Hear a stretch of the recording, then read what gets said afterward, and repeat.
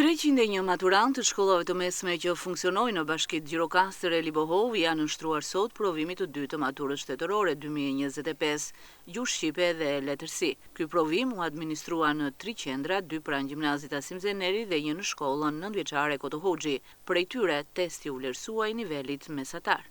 Si të duk teza? Teza ishte i niveli mesatar për të gjitha nivelet, më duke thjesht. Më bën të gjitha pyetje. Teza ishte shumë e lehtë, qofse kishte përqendrim nuk ishte as problem, ishte mesatare mund të them, as niveli lehtë, pas niveli vështirë.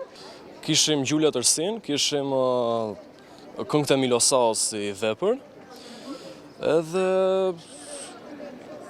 mendoj se i bëm. Teza ishte si tezë mature, e vështirë me ato pyetjet e saj, nga të ruse, po i bëm të gjitha. Po cilat pyetje i vendosën në vështirësi të rinjt?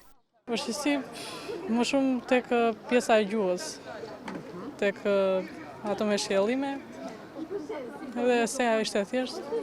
Më shumë te letësia pasi duhet përcaktuar në fillim teksti, pastaj se siç përcakton tekstin janë në vazhdimsi secila pikë në lidhje me tekstin.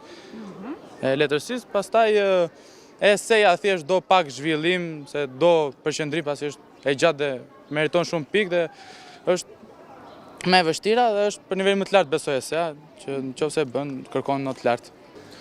Tek pyetjet me zhvillim, të cilat ishin për analizimin e veprës. Provimi i radhës, që është ai i matematikës, do të mbahet pas një jave në 17 qershor, i cili jep dhe fund provimeve të detyruara të maturës shtetërore.